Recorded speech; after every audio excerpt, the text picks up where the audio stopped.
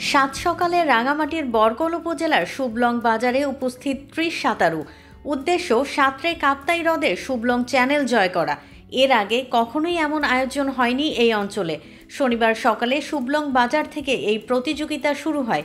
কাপ্তাই হ্রদের মোট ১৩.৫ কিলোমিটার পথ সাঁতরে পাড়ি দিয়ে প্রতিযোগিতায় অংশ নেয়া বেঙ্গল ডলফিন সাঁতারু দল শহরের শহীদ মিনার ঘাটে এসে প্রতিযোগিতা শেষ করে। Double million offer, Walton fridge কিনে পেতে পারেন ২০ লক্ষ টাকা, রয়েছে কোটি কোটি টাকার নিশ্চিত উপহার। জেলা প্রশাসনের আয়োজনে ও জেলা ক্রীড়া সংস্থার সহযোগিতায় রাঙামাটির কাপ্তাই হ্রদে প্রথমবারের মতো অনুষ্ঠিত হয়েছে শুভলং চ্যানেল সুইমিং। বিশাল বিশাল পাহাড়ের মাঝ দিয়ে বয়ে চলা কাপ্তাই হ্রদে এমন আয়োজনে উচ্ছ্বসিত সাঁতারুরাও। তারা বলেছেন, কাপ্তাই হ্রদ নিয়ে স্থানীয়দের মধ্যে ভীতি দূর করা এবং জীবন রক্ষাকারী সাঁতার শেখার আগ্রহ তৈরি করতেই তাদের এই ইভেন্টে অংশগ্রহণ। আমি এর আগে বাংলা চ্যালেঞ্জ 2019-এ ফিনিশ করছি, 2023-এ করছি, পদ্মা, মেঘনা, যমুনা, সুরমা নদী করছি। কাপ্তাই লেগে আমার ফার্স্ট টাইম আসছি। যে এখানের মানুষরা সাঁতারটাকে, যেটা শুনছি সাঁতারটাকে মানে ভয় করে আর কি, পানিতে নামতে। ইচ্ছা শক্তির কাছে সবকিছু, মনের ভিতরে যদি জোর রাখা যায় তাহলে সবকিছু সম্ভব। কারণ এই মানুষের ভিতরে ভয়টা কমানোর জন্য আর সবাইকে আমাদের সাথে নিয়ে আসার জন্য, এই জন্য আমাকে আসা, যে আমি যেন সবাইকে দেখাইতে পারি যে মেয়ে ছেলে মেয়েরাও যেন সুইমিং করে, সাঁতার করে।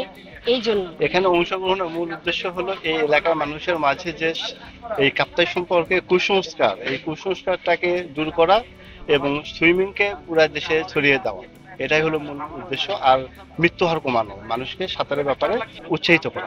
আমি প্রায় 4 বছর ধরে এই সাঁতারের সাথে আছি, লং ডিস্টেন্স সুইমিং এর সাথে।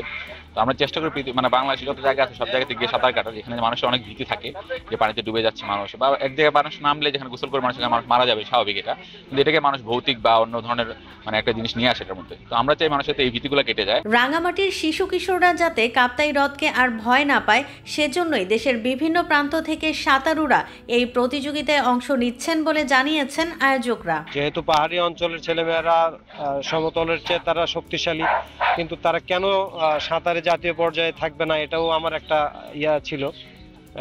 প্রশ্ন ছিল, যে সুতরাং এই পদক্ষেপটা নিতে হবে। সুতরাং সেটাই মাথায় রেখে, এবং আর একটা বিষয় আছে যে কাপ্তাই লেকে প্রত্যেক বছরই কেউ না কেউ মারা যায়, এটা আমি শুনেছি। স্থানীয়রা পানিতে সাঁতারের জন্য নামে না, ভয় পায় যে নামলেই ডুবে যাবে, মারা যাবে, এই কুসংস্কারটাও রয়েছে। সুতরাং এই পানি ভীতি দূর করা, শিশু মৃত্যুর হার রোধ করা এবং জাতীয় পর্যায়ে প্রতিভাবানদের পাঠিয়ে দেওয়ার জন্য এই উদ্যোগ। দুপুরে জেলা শহীদ মিনার প্রাঙ্গণে বিজয়ী ও অংশগ্রহণকারীদের মধ্যে পুরস্কার বিতরণ করেন জেলা প্রশাসক মোহাম্মদ মোশাররফ হোসেন খান। তিনি আগামী বছর রাঙামাটি কাপ্তাই রুটে এই প্রতিযোগিতা আয়োজনের ঘোষণা দেন। আজকে সাব ডিভিশন প্রতিযোগী এখানে অংশগ্রহণ করেছিল এবং সাব ডিভিশনের মধ্যে প্রায় সবাই এখানে সফলতার সাথে তাদের প্রতিযোগিতা সম্পন্ন করতে সক্ষম হয়েছে। আগামী বছর বা এর পরেও আমরা এই ধরনের কার্যক্রম আমরা অব্যাহত রাখবো। এরপরে হয়তো ভিন্ন রুটে আমরা রাঙামাটি টু কাপ্তাই, সেখানে আমাদের একটা চিন্তা ভাবনা আছে, আমরা পরবর্তীতে রাঙামাটি টু কাপ্তাই সাঁতার প্রতিযোগিতার হয়তো আয়োজন করতে পারি। 30 প্রতিযোগীর মধ্যে নির্দিষ্ট সময়ে প্রতিযোগিতা শেষ করেছেন 15 প্রতিযোগী। রাঙামাটি থেকে শঙ্কর হোড়ের তথ্য ও ভিডিও নিয়ে রিপোর্ট risingBD.com।